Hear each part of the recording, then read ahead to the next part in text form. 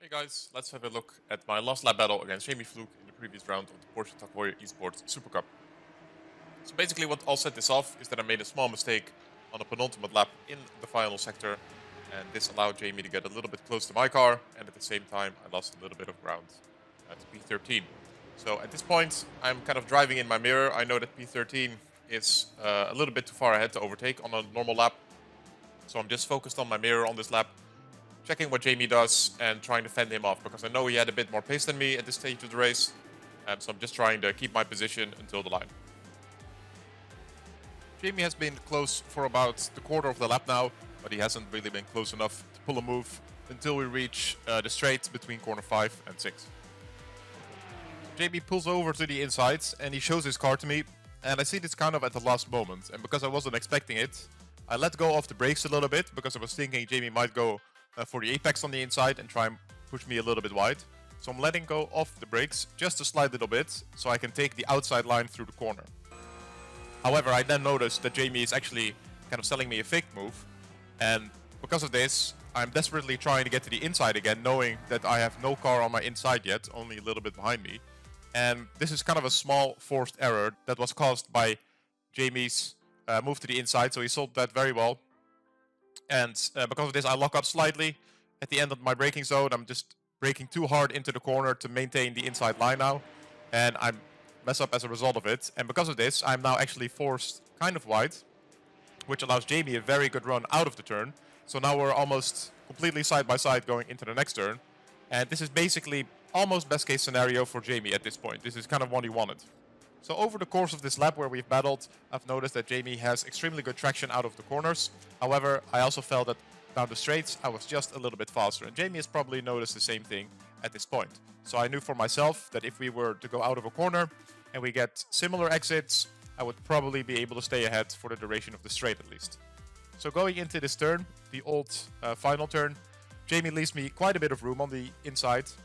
And at this point, I'm just trying to figure out how far I can actually go towards the outside of the track to kind of squeeze Jamie outwards, and at the same time making sure that I can get a very good exit out of the turn. So I'm trying to straighten out my car as much as I can, because as I said, I know that if I get a similar exit to Jamie, which is actually what happens here, I will be able to gain on him on the straight most likely. Because he doesn't have the direct draft behind me, I know I could probably pull on him a little bit on the straight.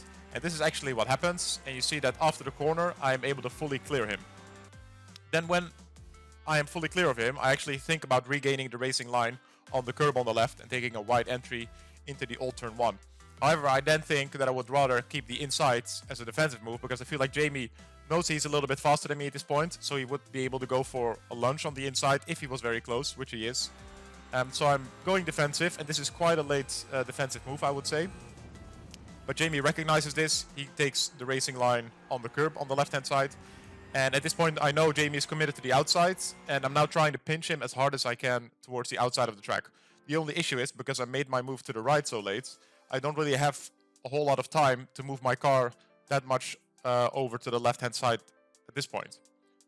So now Jamie is left with a whole lot of room in this corner, and his bonnet is alongside my rear wing. So I really have no other option but to give him a bit of room through the corner. So Jamie has a lot of room to work with, and he does this very well. And you see that throughout the corner, I almost lose him. So I'm basically almost ahead of him at this point, and that shows that if I were to pinch him a little bit earlier and give him a little less room on the entry, most likely he would not have been able to put anything of his car alongside me, and I could just run my line to the outside, run Jamie out of room a little bit, and then the battle would have probably concluded there.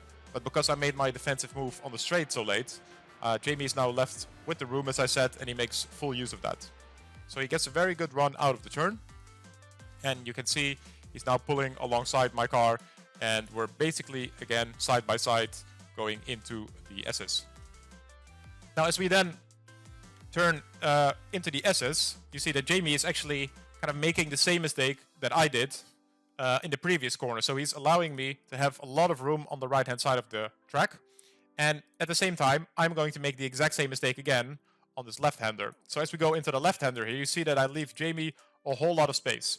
In practice, I've always felt like the outside here can work, but you have to carry a ridiculous amount of speed into the turn, and especially on old tires, that can be a bit difficult. So Jamie is now forced on the curb. He probably doesn't see how much space I've left him until he watched the replay later. He's now kind of forced to carry a lot of speed into the corner.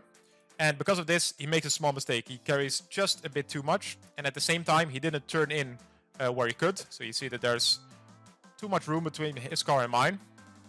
And he's forced wide a little bit and enters the AstroTurf. And at this point, he's forced to brake or he's going to skate over the grass. And after this, I am able to regain the racing line out of the SS.